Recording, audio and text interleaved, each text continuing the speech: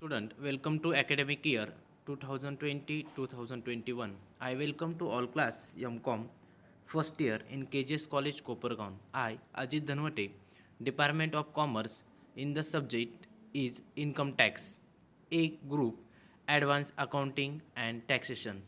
Discuss syllabus this academic year for paper Income Tax. We have four topics.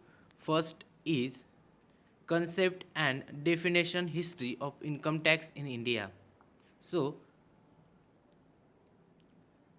this part is introduction, features, difference between direct and indirect tax, fundamental concept and definition under Income Tax Act 1961, rate of tax, basic of charge, residential status and scope of total income, income exempt from tax, capital and revenue, theory part.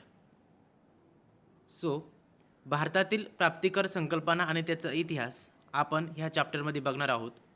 प्रत्यक्ष आणि अप्रत्यक्ष करामध्ये फरक. प्रत्यक्ष कर आणि अप्रत्यक्ष कर हे तुम्ही टी वायला असताना बघितलं असेल किंवा आपण आपल्या रेग्युलर जीवनामध्ये पण प्रत्यक्ष आणि अप्रत्यक्ष कर, प्रत्यक्ष कर तर देत नाही पण अप्रत्यक्ष कर आपण भरपूर वस्तूंपासून देत असतो. त्यानंतर second chapter head of income, income from salary, chargeability allowance and taxability, perquisites, valuation of perquisites provident fund to understand the concept of head of income and compute income under each head, deduction from salary.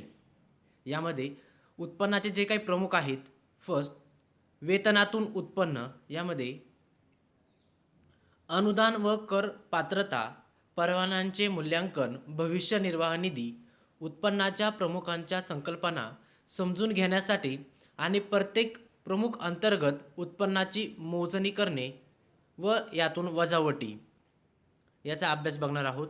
B income from house property, annual value self occupied property and let property, deemed to be let out property, permissible deduction.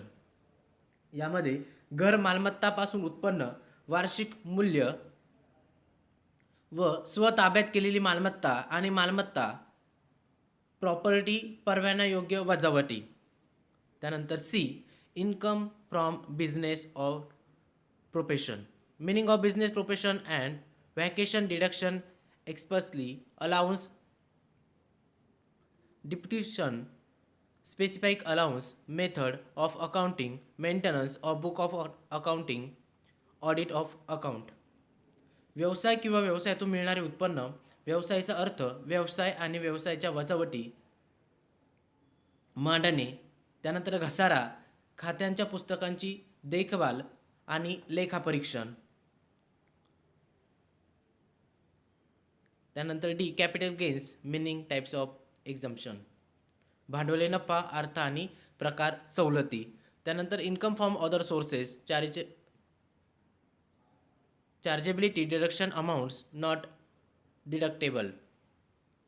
यामध्ये इतर स्रोतांकडून उत्पन्न, त्यानंतर वजावटी करण्यायोग्य आहे की नाही याचा अभ्यास आपण बघणार आहोत. त्यामध्ये थिअरी पार्ट आणि प्रॉब्लेम पार्ट असे पार्ट बघणार आहोत. त्यानंतर unit number 3 deduction under chapter permissible deduction under section 80 of the income tax act, rebate 87 A relief 89.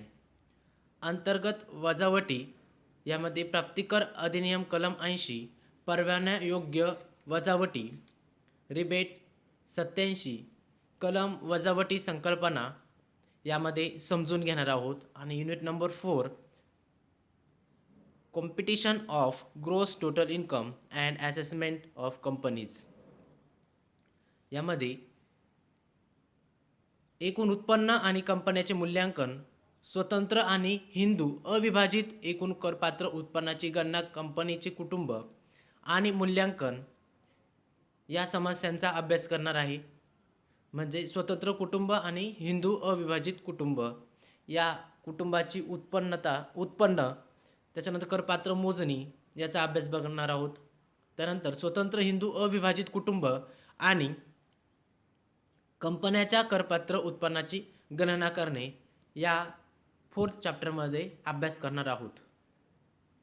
पुढील लेक्चर्समध्ये आपण फर्स्ट चॅप्टर स्टार्ट करूयात.